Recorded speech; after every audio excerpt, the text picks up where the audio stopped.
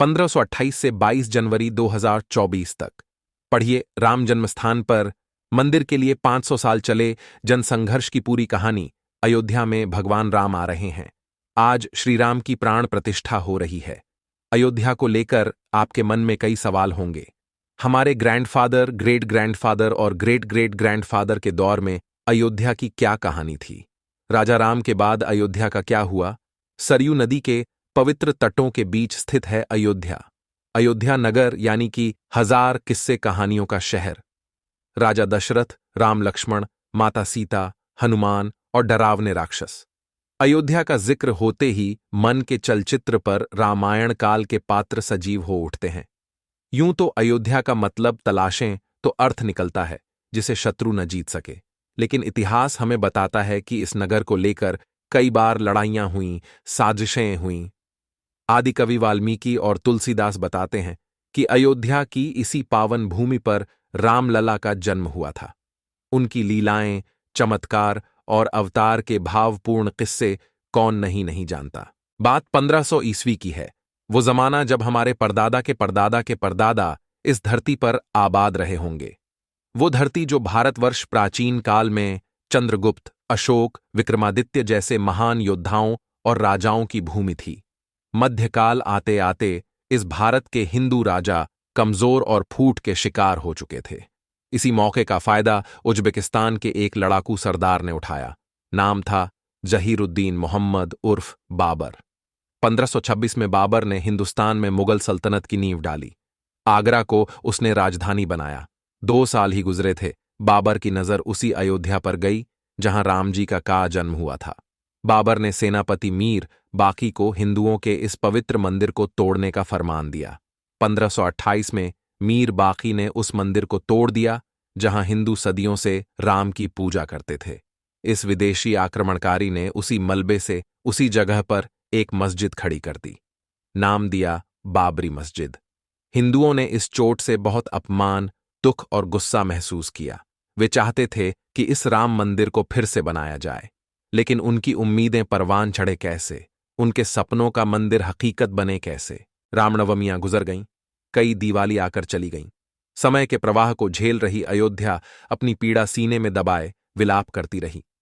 ये नगर कभी नहीं रोशन हुआ। 200-250 साल गुजर गए।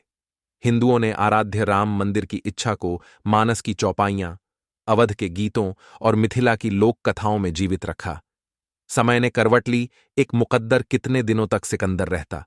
1857 आते आते मुगलों का सूरज डूब चुका था। हिंदुस्तान की सरजमी पर यूरोप से आए अंग्रेजों का उदय हुआ। इतिहास की उबासियों से निकलकर वर्तमान में दस्तक दें तो पाते हैं कि हिंदुओं की उम्मीदें कुलभुलाने लगीं।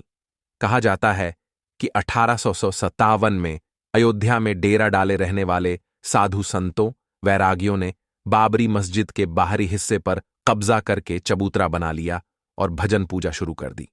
इनका मस्जिद में आने वाले नमाजियों से टकराव होने लगा।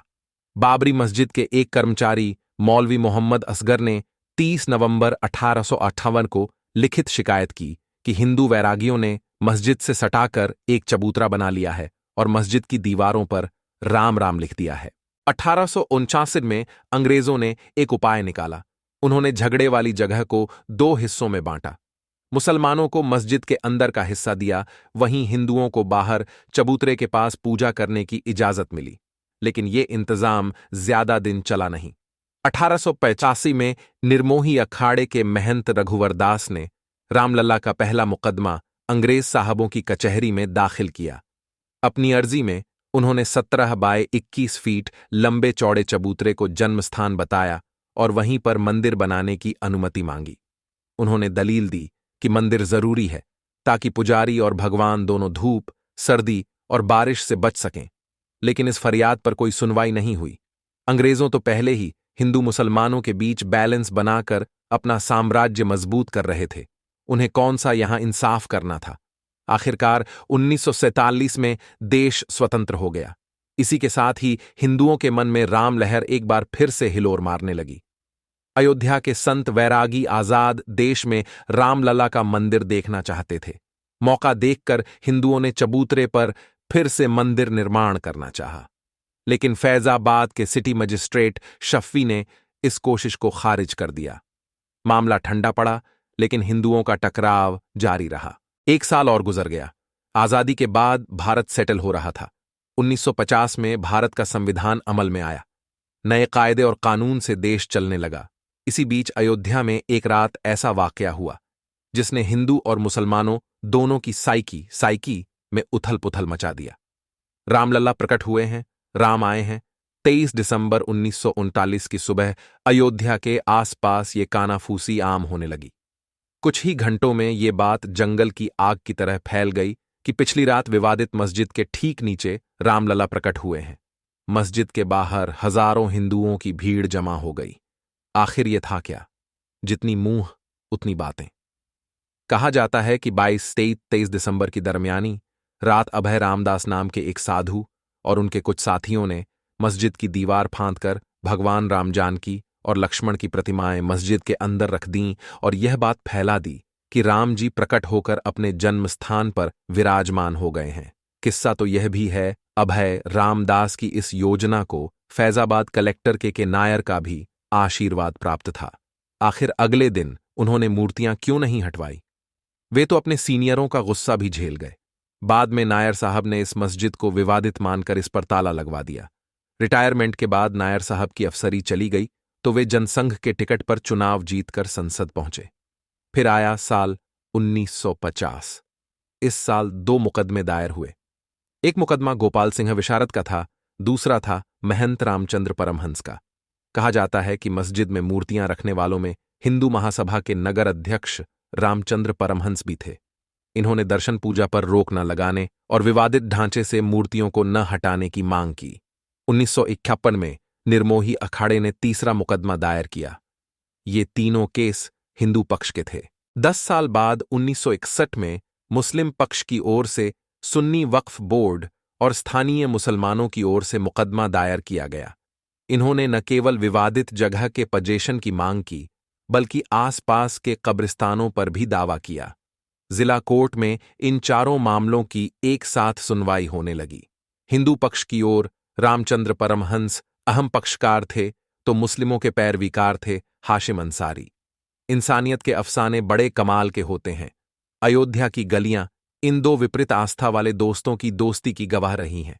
कभी आप गूगल करेंगे तो पाएंगे कि अपने अपने विश्वास की रक्षा करते हुए भी इन्होंने आदमियत के रिश्ते में दरार न आने दी।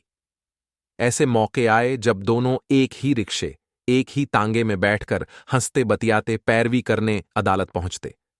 बेतकुल्फ फी ऐसी रहती कि दोनों साथ बैठकर ताश खेलते, चाय पीते। मुकदमा चलता रहा, माहौल बदलता रहा। 60 की दहाई 80 में आ गई। नया हिंदुस्तान आ ही रहा था।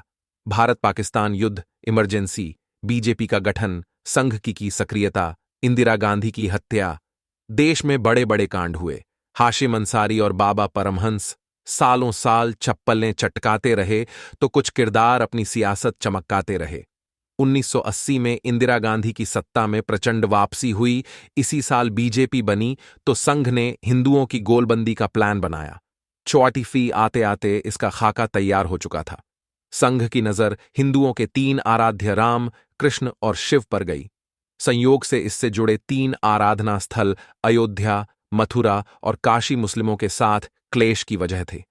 संघ ने इन तीनों को आधार बनाकर हिंदुओं को झकझोरने का महायज्ञ शुरू किया। 7-8 अप्रैल 1944 को दिल्ली के विज्ञान भवन में धर्म संसद बुलाई गई। यहां इन तीनों स्थानों की मुक्ति का प्रस्ताव पास किया गया। बीजेपी नेता लालकृष्ण आडवाणी की रथ यात्रा से आप परिचित हैं, लेकिन क्या आप 1984 की रथ यात्रा भी जानते हैं?